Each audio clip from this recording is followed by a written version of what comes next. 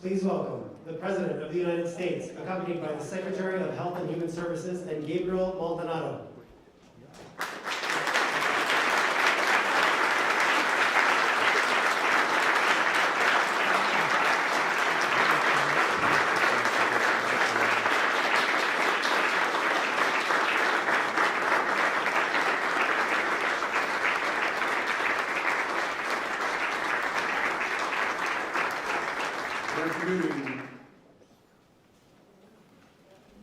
It's great to see so many familiar faces and champions of this fight. Let me start by thanking President Biden and the members of the White House for hosting us today and for their steadfast leadership over the past year. I also want to thank our extraordinary team at the Department of Health and Human Services, Dr. Francis Collins, Dr. Rochelle Walensky, Dr. Anthony Fauci, Admiral Rachel Levine, Surgeon General Vivek Murthy, Assistant Secretary Lois Pace, and so many other leaders who've helped the department improve the health and well-being of the American people.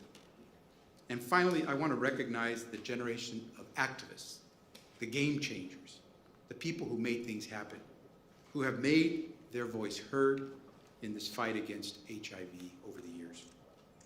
People like Pedro Zamora, an HIV educator and television star who died of AIDS-related complications back in 1994. Before his passing, Pedro asked the world a simple question. He said, "I wonder now, as I look around me, who's going to pick up my torch?" Today, we are still fighting to end the HIV epidemic, but we have not let Pedro's torch extinguish.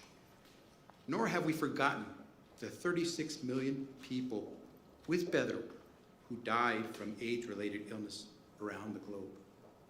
As Secretary of Health and Human Services, I'm proud to lead a department and serve in an administration that is confronting the HIV epidemic head on. Look no further than the new National HIV/AIDS strategy that President Biden released today. Over the past few months, HHS has worked together with the White House and other agencies to develop a whole-of-society response to the HIV epidemic. This strategy provides a roadmap for ending the epidemic by advancing equity, expanding resources, and engaging those who have lived with this struggle, including gay, bisexual, and other men who have sex with men, racial and ethnic minorities, especially African Americans and Latinos, transgender women, and heterosexual women,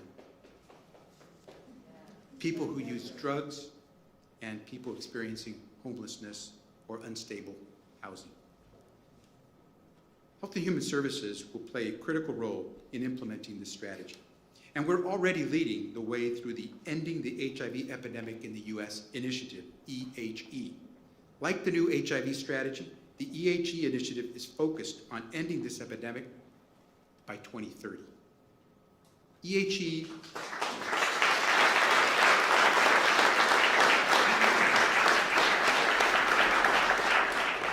My team said to me, you better get an applause after that one. So, EHE will provide additional support to the 50 jurisdictions where more than half of the country's new HIV diagnoses occur, as well as 7 states with a disproportionate occurrence of HIV in rural areas. And I will be working closely with my Assistant Secretary for Health, Admiral Rachel Levine, and the Presidential Advisory Council on HIV/AIDS to support this new national strategy. Our HHS agencies will also continue to support the global fight to end HIV through the President's Emergency Plan for AIDS Relief, PEPFAR. We're working with countries around the world to train healthcare workers and improve detection, apply the latest research and safest medications, and provide life-saving treatment to those in need. We're partnering with the World Health Organization and others to advance critical policies that will save lives. And last month, the United States announced that we will host the Global Fund's 7th Replenishment Conference.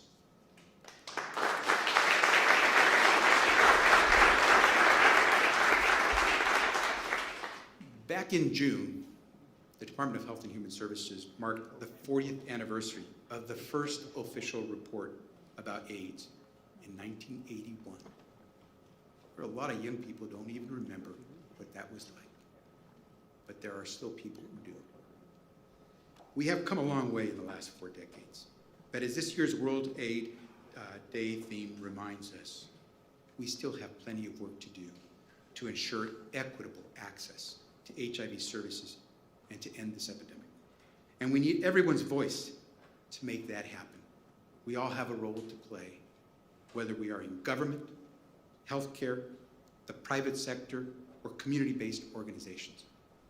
It's on us. On World AIDS Day, we remember all those we've lost, the faces in the frames, the names on the quilts, the millions gone way too soon. Let's honor them the best way we know how, by picking up that torch and keeping it burning. Now, I'm pleased to welcome one of those in our community, a community partner, one of those game changers I spoke about, a fellow Californian, and I better get some applause.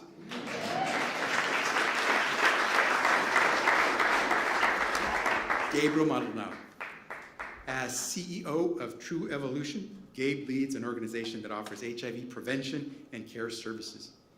And we're thrilled that he, along with his incoming COO, who happens to be his mother, Marguerite, is here today and that they could join us with the president.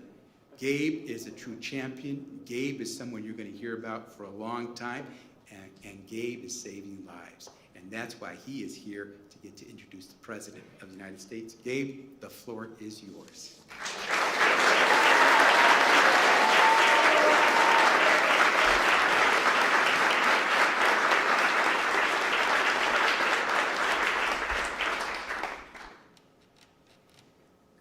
Good afternoon.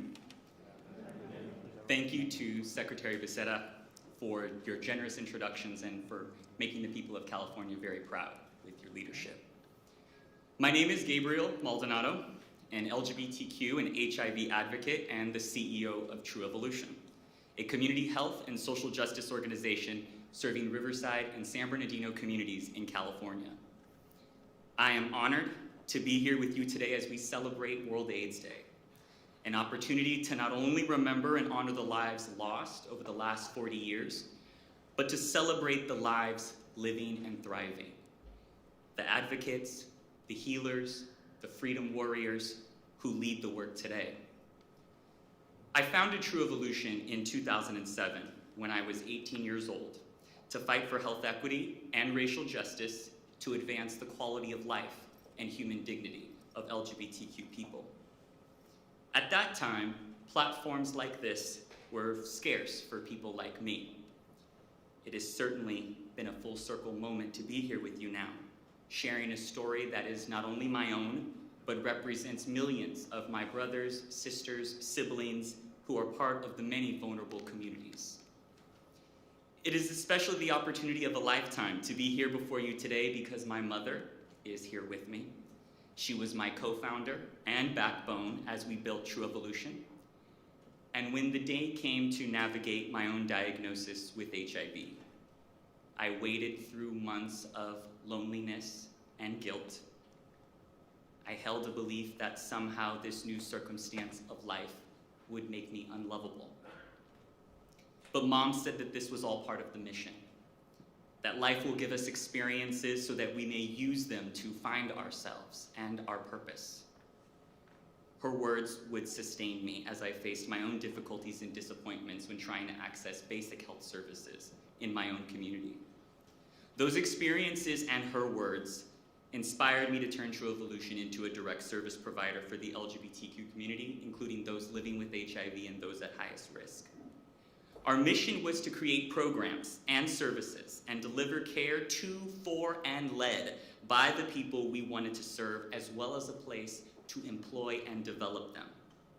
What began in a kitchen counter in my first apartment is today an organization that provides comprehensive HIV care and prevention services, mental health, and emergency and permanent supportive housing. We celebrate our 14th year anniversary this month.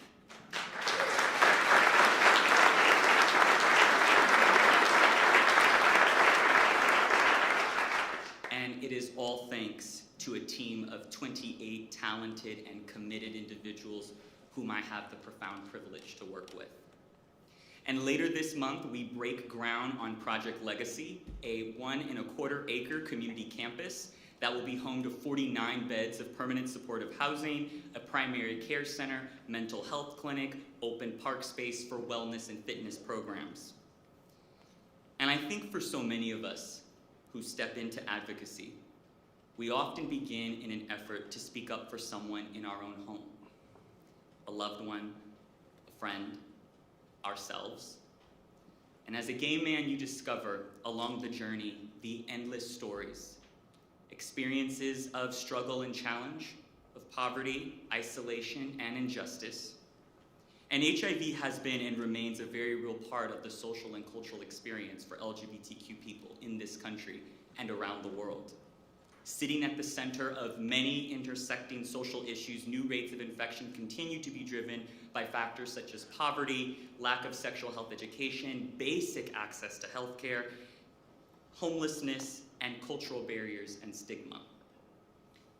And there still remains so many people whom we've left within the margins. Indigenous and transgender communities, Black and Latin folks, our youth, women, and the millions of people around this country who live in rural and underdeveloped areas.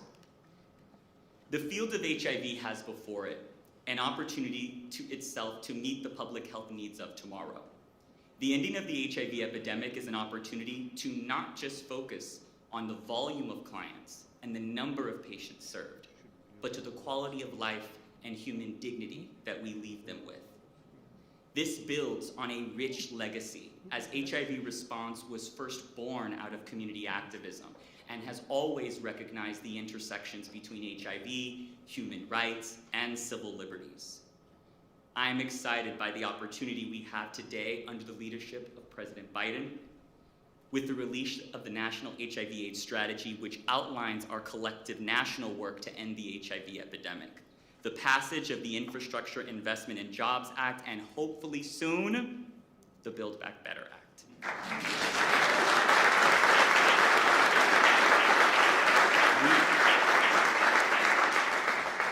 We have a once-in-a-generation moment to make the necessary investments for communities that have often been ignored. Telehealth and mobile services, the creation of new healthcare facilities, and expanded access to public transportation and roadways for those who live in geographic isolation. This will all help us to end the epidemic. I am grateful, very, very grateful for this moment, to thank and send continued courage to President Biden and Vice President Harris in an era where political leadership requires renewed courage. And on that note, it is my high honor and privilege to introduce the 46th President of the United States, Joe Biden.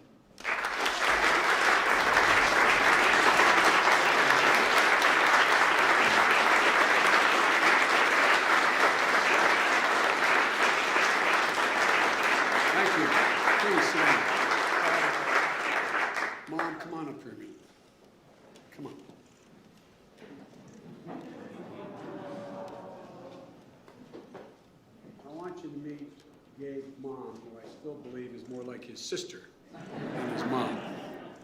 She is the inspiration. She is the reason why this young man has done such incredible things. And it's a simple lesson my mother always told me: listen to your mom. Thank you, thank you. You deserve a great deal of credit. Thank you. Thank you.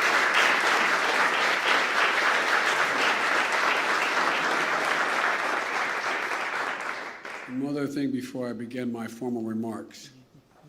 I look out in the audience and I see so many people who've been in this battle for so long. But the one person who I know from personal experience, having been here for more than 40 years, who has been a champion when it was viewed as political suicide to be a champion, was the Speaker of the House of Representatives, Nancy Pelosi. Nancy Pelosi.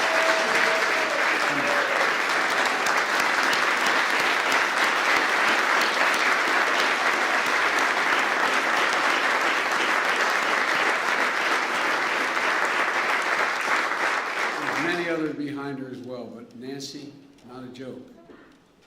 You were the one who started that fight in a way that you took it on with such passion. And it was viewed as a political death sentence to take this issue on at the time. But you did it. You fundamentally changed the way we looked at this. You even got George Bush to lead on this too. No, but all kidding aside, I just want to personally, in front of all these people and all the world, thank you for your incredible work. Ladies and gentlemen, I'm also joined by the second gentleman. He is a hell of a lawyer. And I thank him for being here. And Mr. Secretary, thank you for your leadership of HHS.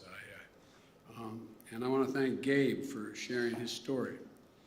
Because, you committed your life to this work, Gabe. I don't know whether you had that plan when you began it, but it's amazing what you've done. It's amazing what one person can do. It's an honor to meet with you both and learn more about the work that you're doing together to support your community. Folks, we're also joined today by many who've been part of this effort for decades, including Dr. Fauci, who is, he's all things to me.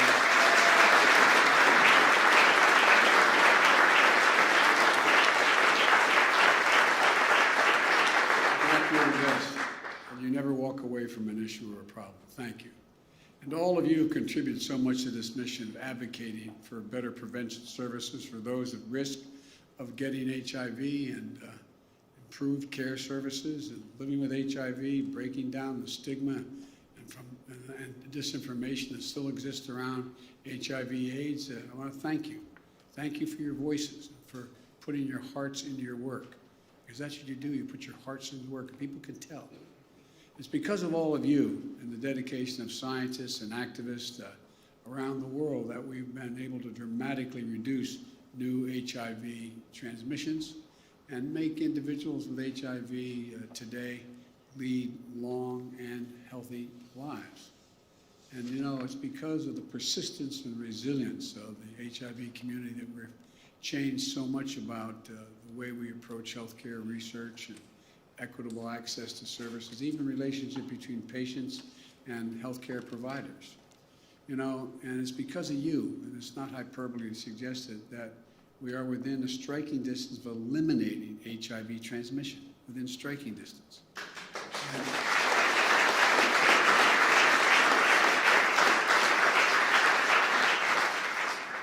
And I think everybody but Nancy couldn't have imagined us being there 40 years ago.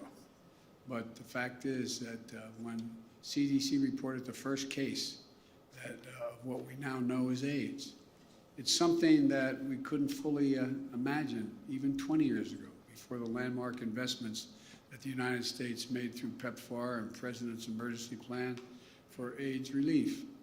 But you made it possible. You made it possible, and I want to take this moment on this historic anniversary to acknowledge the incredible passion and the work that got us here. Because I know that so many of you, this is personal. Today, we once more raised a two-story tall red ribbon on the North Portico of the White House to remember how far we've come the work we have left to finish. And so we never forget the price that's paid all along the way. And so many of you know and relations with people who have, whether they're family members or friends, that you've watched them in the past wither away. In the past 4 decades, as has been mentioned, an estimated 36 million people, 36 million people, including more than 700,000 here in the United States, have died of age-related illnesses. Think about that. That many people, more than almost all the modern wars combined, all the wars combined. Here at home, we saw entire communities devastated by this disease, particularly among the LGBTQ plus individuals and members of racial and ethnic minority groups that he's already spoken to. And a generation endured the brunt of this epidemic, losing friends, loved ones, family members, partners, instead of being seen and being recognized. And I can recall, if you excuse a point of personal privilege, being, I think, in this very room when a senator who, he's deceased now, so I don't want to mention his name because he can't defend himself, but standing up and saying, along with another guy named Jerry Falwell, this is God's punishment, paraphrasing, God's punishment, finally. Think how much has changed. I mean, back in those days, the willingness of other members of the Senate and the House to stand up and take him on was, Nancy was there, many of you were there, but it wasn't a universal thing. It wasn't a universal thing. But you all demand to be treated with dignity, with equity. Those voices, those stories are invaluable as we recommit ourselves to finishing the fight that we are going to make these individuals living with AIDS, and are helping them drive and inform our efforts at every step of the way, because we're going to finish this fight. And so when my administration came to office, not only did we reestablish the White House Office of National AIDS Policy, which hard to believe, I don't deserve any credit. That was the easiest possible thing to do. No, I really mean it. Think about it. Think about it, that it gets a round of applause in the year 2021 when we say that. I mean, it should have never, ever, well, I don't want to get into that, but anyway. And I've asked Harold Phillips to lead our efforts. Harold.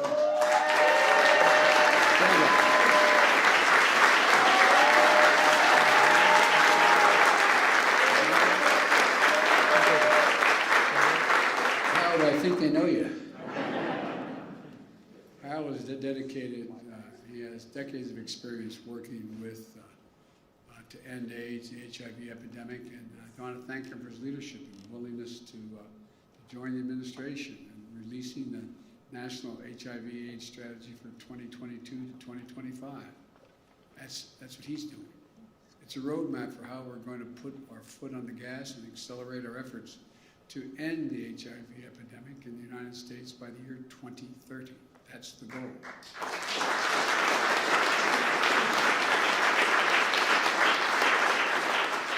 And it centers on the kind of innovative community solutions, community-driven solutions that we know will work. It's a plan to make sure that the latest advances in HIV prevention, diagnosis, and treatment are available to everyone, regardless of their age, race, gender identity, sexual orientation, disability, or other factors.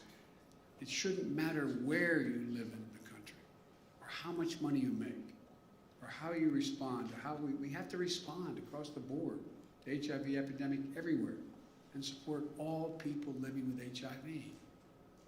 And critically, this strategy takes on racial and gender disparities in our health system that for much too long have affected HIV outcomes in our country, to ensure that our national response is a truly equitable response.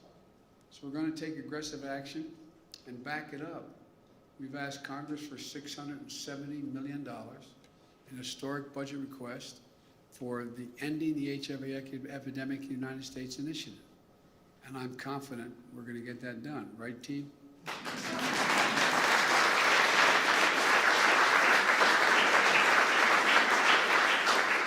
We've got some great congressional champions for this work here today, starting with a woman, as I said, I've already mentioned, as she a leader of the issue from the moment she set foot in Congress, starting with Nancy, but also Representative Barbara Lee. Barbara Lee.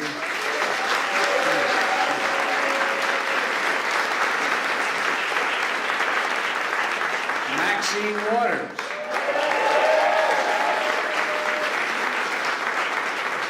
I learned a long time ago, Maxine says, I have an idea, just say yes. Just say yes. And Sean Patrick Maloney.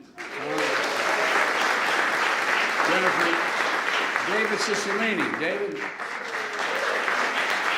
And Jennifer Gonzalez Cullen.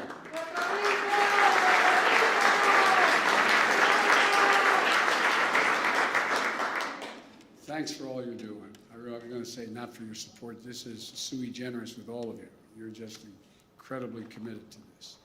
And it's an issue that has a long history of bipartisan support, so looking forward to working across the aisle, God willing.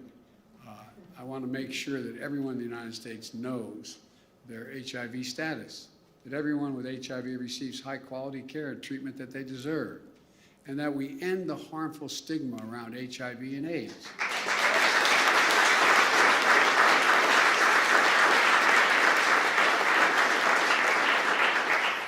In particular, there's still a large number of states that have HIV criminalization laws that do not reflect an accurate understanding of HIV. For example, HIV cannot be transmitted through saliva. There are still laws in the books that criminalize spitting by people with HIV. I mean, this is 2021, United States of America. But we have to follow science, and that means eliminating laws that perpetuate discrimination, exacerbate disparities, discourage HIV testing, and take us further away from our goal. We can do this. And as we accelerate our efforts at home, we're not going to let up on the efforts to fight HIV/AIDS globally.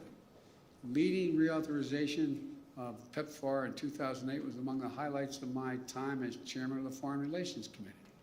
And at the time, by the way, I was not one of the great leaders in this. I always supported the effort, but it was because I was chairman of the committee.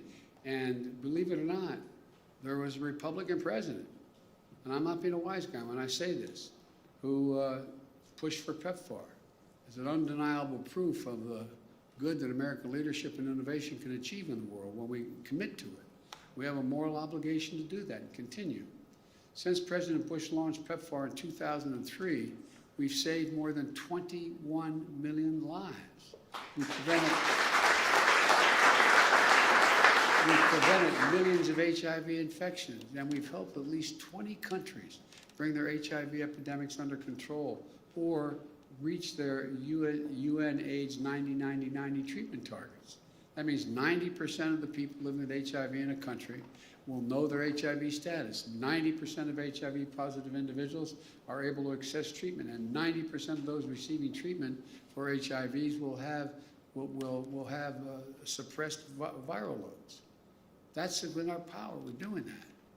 And though through PEPFAR, the United States will support nearly 19 million men, women, and children with life-saving HIV treatment. It's an incredible, incredible achievement. Those are not the only lives saved. They're communities that are strengthened by the talents and contributions of HIV-positive individuals who are here today leading productive lives and leading the community because of what you've all done. And as we've faced COVID-19 pandemic, we've also reaped additional benefits from our decades-long investment in strengthening health systems around the world through PEPFAR. Working through the CDC and USAID, PEPFAR supports more than 70,000 case care facilities, 3,000 laboratories, and nearly 300,000 healthcare workers across 55 countries, all of which have been vital in supporting the global fight against COVID-19. By strengthening countries' ability to fight AIDS, we've also improved our collective ability to fight other diseases. And I want to thank and recognize a guy that I can't believe all he's done, Dr. John Kingasong, I apologize. Doc Kingasong, stand up.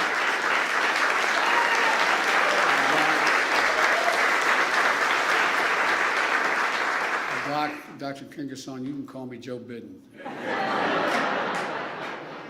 But you're helping lead the important work of Omicron variant in his current role as Director of African CDC, and who is my nominee for Ambassador at Large to oversee PEPFAR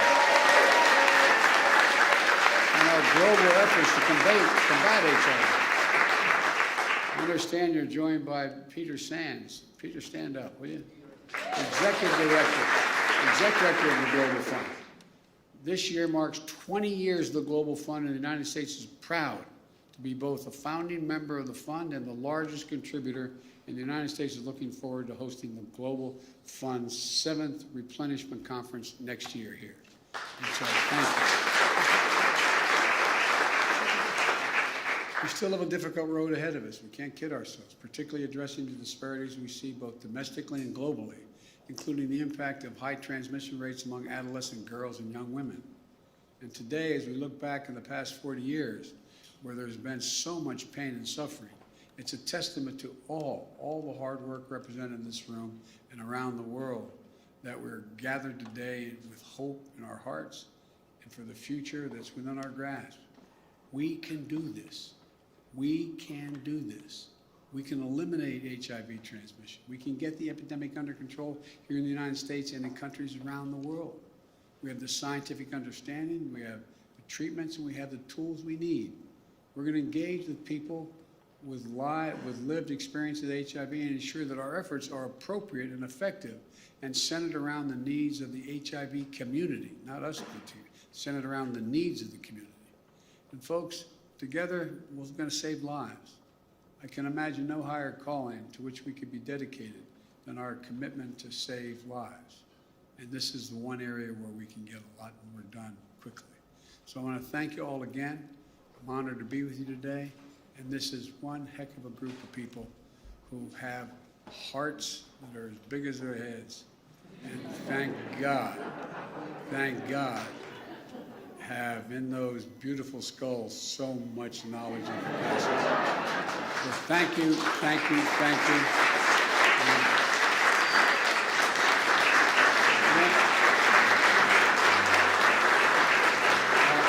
Anyway, thanks.